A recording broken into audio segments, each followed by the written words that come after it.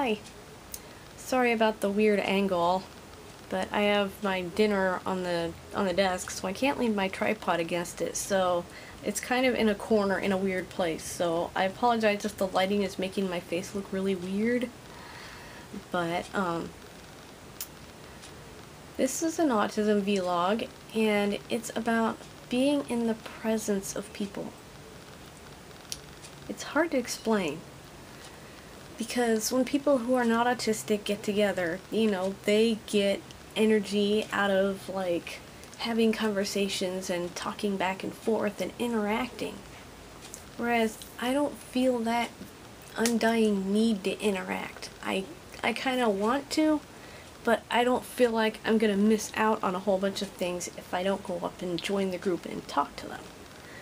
But you know, let's say I am hanging out with my mom and we go to the movies together.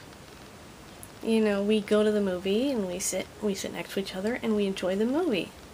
We don't have to talk to each other, although we might lean over and whisper and go, "Whoa, that was really cool." You know, typical things you might do at a movie. Never so loud as to bother other people, though. But you know, we don't have to have a whole conversation going in or walking out. It might seem awkward to her, but she understands that I do not have the small talk ability in me. I don't small talk very well. I can do it in short bursts, but then after a while it just awkward silences. I can't help it. I try to fill it, but it's hard.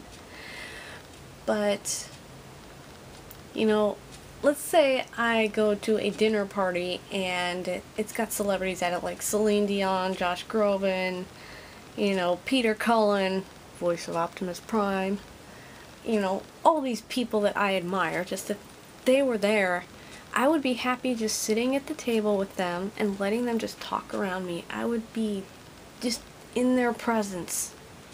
Just being in their presence. That's enough for me.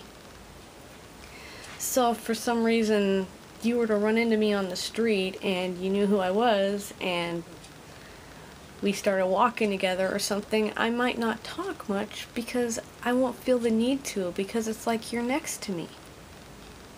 And that's fine with me. We're next to each other, we're sharing each other's presence.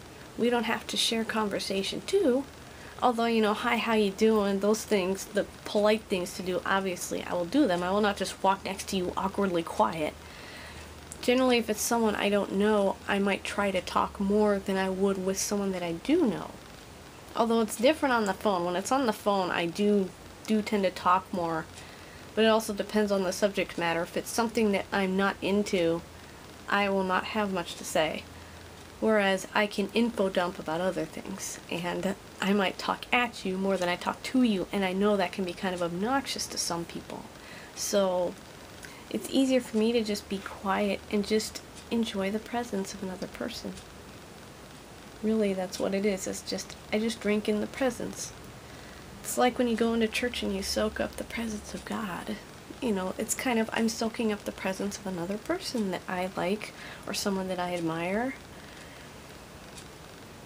I mean, why do people go to concerts just to sit way up in the back in the nosebleed seats? They want to be in the presence of that singer, right? Well, that's kind of the same thing with me. Even if we're hanging out, going to dinner or whatever, you know, I might not talk much, but I might lean over and lean my shoulder against you or lean my head on your shoulder. And usually that's kind of my way of saying I like you. That's kind of a way I show affection. That's not always obvious for some people. Is that I lean on your shoulder, or I'll put my head on your shoulder. Sometimes I'll put my arm around you, but if I'm not sure what the person is comfortable with, I will just lean on them. It's one of my ways, and it's not always obvious what it means. Some people might think it means I'm tired, but no, I'm saying I like you. If I ever lean on your shoulder, it means I like you. But being in the presence of others is just as satisfying to me as a full conversation might be to a non-autistic person. So don't always assume that my silence means I have nothing to say. It's because I may not be saying it with words. I may be saying it just by being with you and being next to you, I'm saying I like you and I like to be around you. But sometimes I might not know what to say. But that doesn't mean I don't want to be around people.